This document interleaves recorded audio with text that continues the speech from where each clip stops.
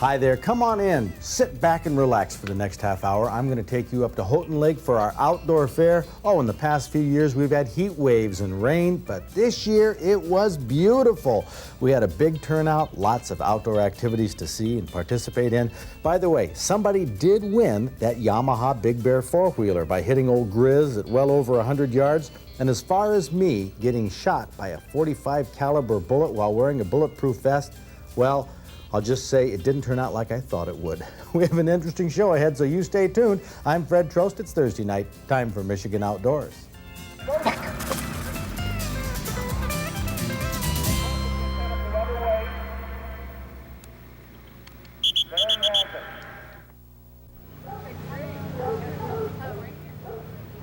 This is a cheap way to get attention, I know, but we had lots of puppies last weekend at the outdoor fair. The crowd loved them, and the crowd loved watching Chance and Biscuit, a black and yellow lab handled by Cindy and Sue Mowski. They're with the Michigan Duck Hunters Association and enjoy showing people the skills of hunting retrievers. Directed by hand signals, the labs find the dummies. The duck hunters set decoys as well as authentic duck hunting blinds up to simulate duck hunting conditions. Good. Hold it. Heel. That's how duck and goose retrievers are trained, but Charlie Lindblade uses live quail set in pine boughs to train pointers and setters. Here's one of his Weimaraners on point. If you've never been bird hunting, or you've seen photos or paintings of pointing dogs, I know this is how they react when they're within a few feet of a live game bird. Now, pointers instinctively freeze up like this, but this characteristic needs to be developed in training so the pointer stays on point until the hunter flushes the bird. Arnold Welsh was our hound man at the fair, and once again he brought an array of black and tans, walkers, plot hounds, red bones, and blue ticks, dogs used for raccoon and bear hunting primarily. Now, good hounds often sell for thousands of dollars. Some go for $10,000. Hounds go through training too, and one method is to use the skin of an animal like a coon or a bear, drag it across the ground and up a pole like that. The dogs are worked partly to develop their tracking abilities and partly because they need practice getting along and not squabbling with each other during the chase.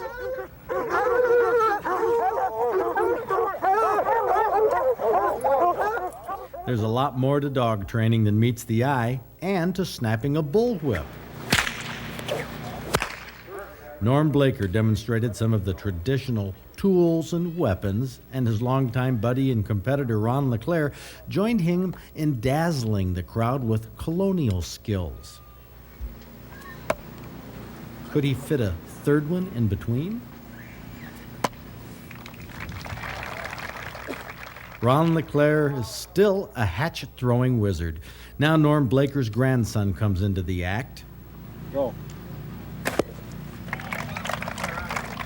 He made a good toss for Grandpa. Now let's see if his Uncle Davy is hitting today. Norm and Davy Blaker and Ron LeClaire have become famous with their aerial longbow shooting. Go. Now for their smallest target, an aspirin. John Ford usually has trouble seeing it in the air with the camera, but this time they tossed the aspirin toward the sun, which made it darker, silhouetted against the sunlight. There's no question, Norm hits it.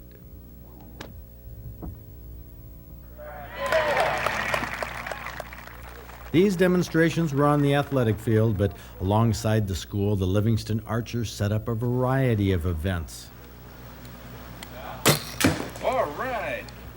The rotating clays were interesting, but for a challenge, archers tried to put an arrow through the hole in the steel-plated bionic buck. Shot.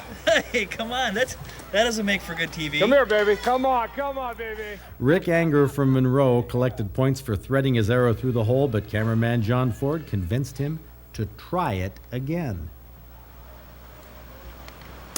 Ouch! Now, there's not a lot to be said by an archer who ruins an arrow this way. Well, at least not a lot that we can telecast. You hear about 3D archery courses on our outdoor calendar. The Livingston Archers had one set up at the fair. Each target is in a different setting. Can't do much better than that, but archers who really wanted to press their limits line up at the Old Grizz, over 100 yards away. They're aiming at that little green dot, which they can't even see from the firing line. It's amazing how over the years shooters have become more and more accurate at this distance. So accurate that this year, these two guys both got arrows inside the ring of that little dot. Terry hit it on Saturday, Jerry hit it on Sunday. To decide which one wins the Yamaha Big Bear four-wheeler, it went to a shoot-off. We'll show you that next week. Inside the gymnasium are the exhibitors, artists and taxidermists like Dave Bowman. He painted the cover on the April-May issue of the Digest. He's remarking a print for somebody right now. Now, one of the reasons we hold our outdoor fairs is so viewers can come in and meet people, see the products that they've seen on our TV shows. In the past year, one person who's been in big demand is Kathleen Marquardt, president of Putting People First, helping everybody combat the animal rights terrorists. Every year, the Muzzleloaders village gets better and better. This year, it was tops. Walking through the village could take hours, and you'd see people doing colonial crafts like scrimshaw on cow horns.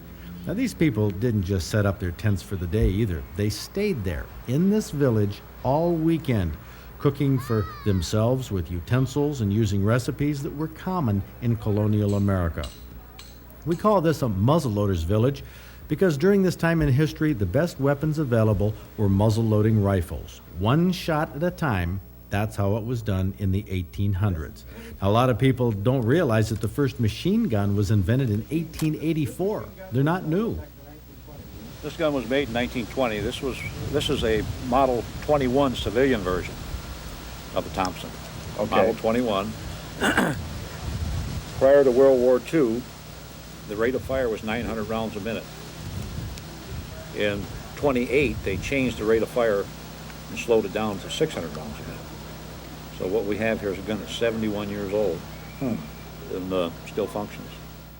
Harry Reinfelder has a license to own and demonstrate machine guns. That was a 20-shot clip gone in 1 2/3 seconds. Didn't seem like much, did it? Now, here's a full drum. 50 shots, the largest you can get for a Thompson submachine gun. It holds $20 worth of ammunition, which can be shot in 4.5 seconds. Then it has to be reloaded.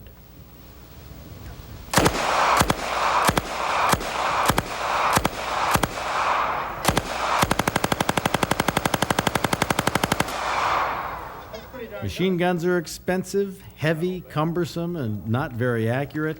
Not practical for most criminals, despite what you see in the movies. Bird! Nice shooting.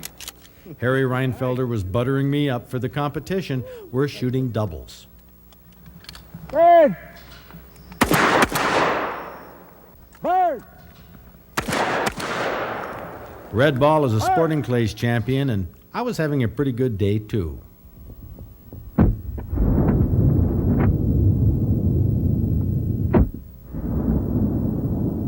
Smoking those doubles was relatively easy compared to Harry's skill when he tosses 6 targets up himself.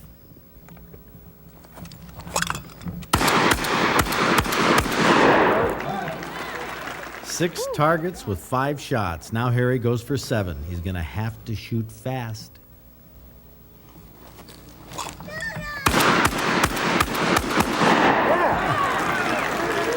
Seven targets with 6 shots. We saw a lot and learned a lot at the shooting show, and I think with most people, it had quite an impact. At least, I hope so.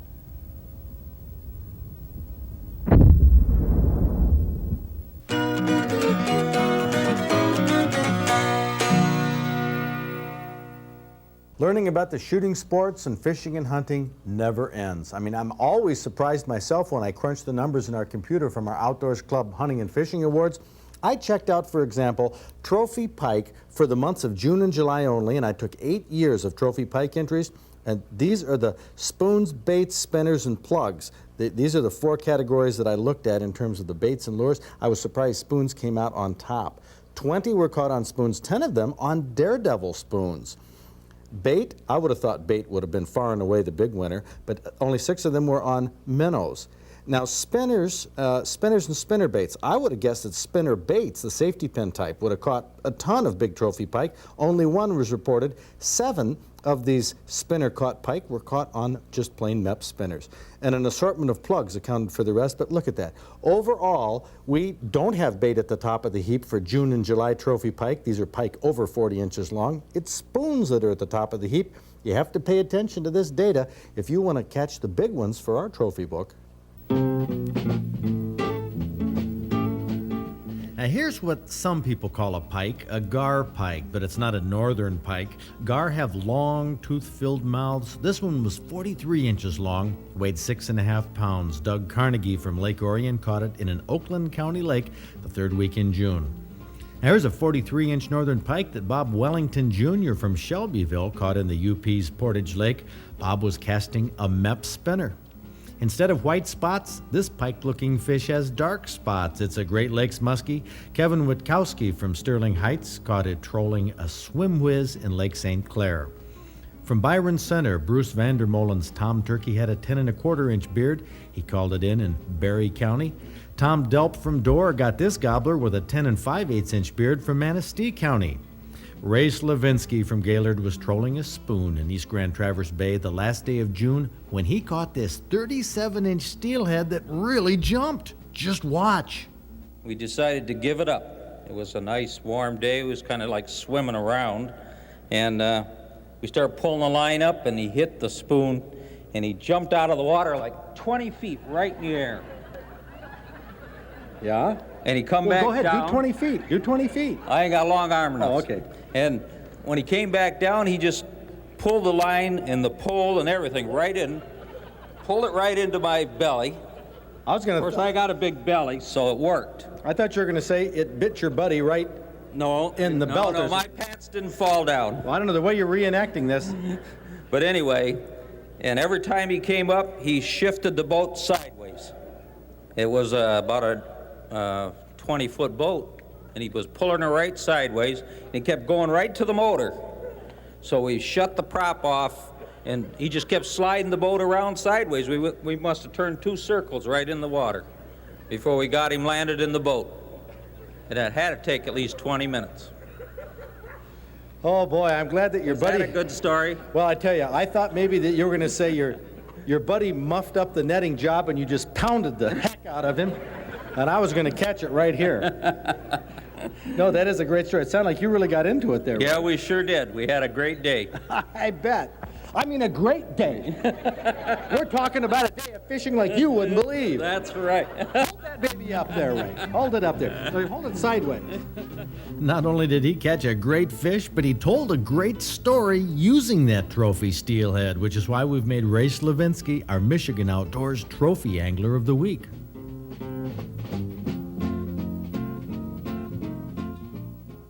A lot of people know about methods of fishing, but they've never studied the different fish species one at a time to see why certain fish are caught at certain times of day. For example, white perch only bite during the day, but their larger cousin walleye feed frequently at night. Then there's the mystery of baits. White crappies hit on minnows, but bluegills seem to prefer worms. We'll cover this type of information with Michigan's Fish, also teach the principles of fishing with sensitive floats, the European style. Here's a bullet from a .45 caliber handgun shot by Harry Reinfelder into a bulletproof vest. This is a piece of a bulletproof vest right here that it went into. The bulletproof vest caught it, flattened out the bullet. I was going to do this demonstration. Harry Reinfelder was going to shoot, but that didn't happen with this bullet at the outdoor fair as we had planned.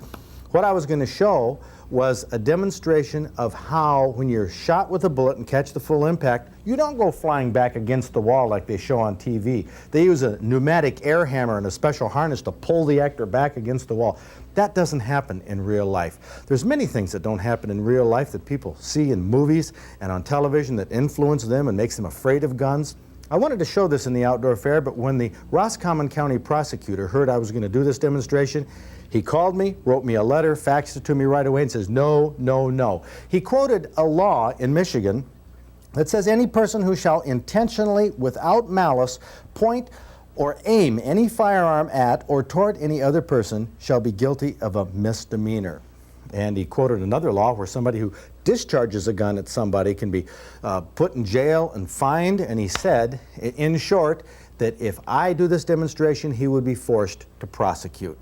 Well, I'm not going to monkey with that. I got enough legal problems going, as you know if you watch the show. So we forwent that demonstration. But the thing that bothers me is, he said, can't you do it with blanks? Well, that would still be pointing a gun at somebody. And I mean, I kind of had a little argument with the prosecutor, and he went on to say that, and in his letter, in fact, he quoted, he said, beyond the violation of the criminal statute, I have very serious concern for the poor example this would set for the young people of our community. Poor example. That's what this shooting show is all about. Let's take the Detroit Free Press this past Sunday, look in the entertainment section, see if we can find people pointing guns. Well, right here, Harrison Ford, Patriot Games, a taut, action-packed thrill ride. He's pointing the gun right at the reader. Flip over here to Unlawful Entry. Oh, again, pointing the gun right at the reader. If you like Fatal Attraction, you'll love Unlawful Entry. Oh, Lethal Weapon 3. Danny Glover, look at his finger. You want to know where kids learn about guns and how to handle guns? Right there, his finger is right through the trigger on that pistol. That is a big no-no when you're carrying a pistol around. Only before you shoot do you ever put your gun or finger on the trigger of a gun. This is what gets out and concerns me, that influences kids in our community. Take, for example, machine guns. Everybody's afraid of machine guns. Harry Reinfelder demonstrated these at the fair, and some people say, why are you doing that? Well, look, watch him fire this. Okay, he's shooting right now a burst of bullets, a 13-second burst of bullets from a Thompson submachine gun. Now, you've seen this. You've seen this on TV before, right? Okay, well, what he just did, he shot 150 bullets, 50 come in a box, and 50 can only up to 50 can be loaded in the drum of a Thompson machine gun. 50 at a time. It takes 4 minutes to reload the drum, 4.5, and he would have had to reload 3 times, or load 3 times to do the demonstration that you just saw. You don't see that on TV. You don't see this stuff in the movies that are rated big thrillers that everybody should go and see. That's what my demonstration at the outdoor fair was all about. The stuff you read in the news and you see on TV and in the movies is very misleading. Talk about misleading, look at this. Oh, who would believe this? Weekly World News. Woman killed by fur coat. $30,000 full-length mink comes alive and bites rich widow to death. And you know, some people believe this. I mean, I'm concerned with the misinformation that people have about guns, the fears they have that they shouldn't have, and at many times, fears that they should have. They don't know what guns are all about. That's what that outdoor fair demonstration was about.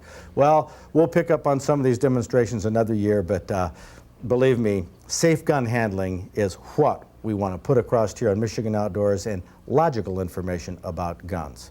Now, let's go back to 1984 to a classic venison recipe.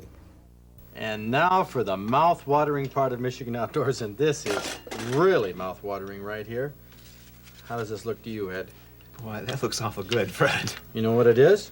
Well, it looks like barbecue ribs. Barbecue ribs. Venison ribs, of Venison course. ribs. This was brought to us here by Jack Sanborn. Mm-hmm. And Jack is the president of the Michigan Bowhunters. You try that, Second Ed. See what that tastes like. We're going to surprise you with this recipe. Jack, you're the president of the Michigan Bowhunters Association. We were at a meeting talking about the Bowhunters Rendezvous that we're going to have up at Houghton Lake. Michigan Outdoors and the Bowhunters are going together on this year. This could be the 13th and 14th of August, right? Right. You served a dinner there of these ribs. Everybody there liked them. What about you, Ed? Well, I'll tell you, my mom makes good ribs, but those are the best ribs I've ever had. What kind of barbecue sauce do you think that was? Well, I don't know. I don't know. Is it homemade or out of a can? Homemade? Look at this. When Jack Sanborn said, this is the barbecue sauce, nobody could believe it. Coke and ketchup? Can you believe that? No, I don't believe it. Jack, give us a lowdown here on how this was made, because we'll show you. It's a very simple recipe. Tastes scrumptious. What do we start with? Okay, Fred, first we start with our ribs. Okay. These have been boiled? These have been boiled. The purpose of boiling the venison ribs is to get the tallow out of them. You have to boil the tallow. If you don't get the tallow out, they have a taste. Yeah, it tastes kind of gummy. So these are pre-boiled, so what we're gonna do is add about 1.5 cups Of ketchup? ketchup. Right to the ribs. Get this. This is an incredible recipe. Is that about 1.5 cups? That's about 1.5 cups, Fred. Okay. And Add a bottle of Coke. bottle of Coke. Have you ever seen anything like this before? No water? No water. No vinegar? No, No. That'll do spices it. like I don't that? believe what I'm seeing. Isn't this something? Sounds like it's cooking already, just the carbonation. Now, what Now, else? little celery. Just chop it up like that? Chop it up like that. Okay. Celery we'll add in there. And some onions. Couple onions. You have to slice them much? Probably not. Not too much. No. Quarter them. Quarter would be fine. There we go. And spices. And spices, salt, pepper to taste, and I usually put a little garlic salt in it. Okay. Salt, a little bit of pepper, a little garlic salt. That's it. That's Bake- all there is in there? Put Bake the at lid on it. Bake about 375 for about an hour until they're falling off the bones. And this is what they taste like. Scrumptious, Ed? It was great. That warms up and stays steady. We're going to have some great fishing. Get outdoors if you can. It's a great place to be. See you next week.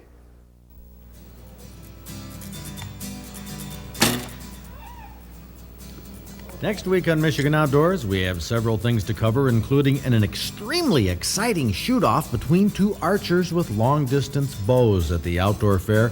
Terry from Michigan faced Jerry from Pennsylvania. The prize was a $7,000 four-wheeler. Their arrows flew over 100 yards and landed a little over a foot apart. It's exciting, and we'll unveil the drama, so be sure to join me next week right here on Public TV.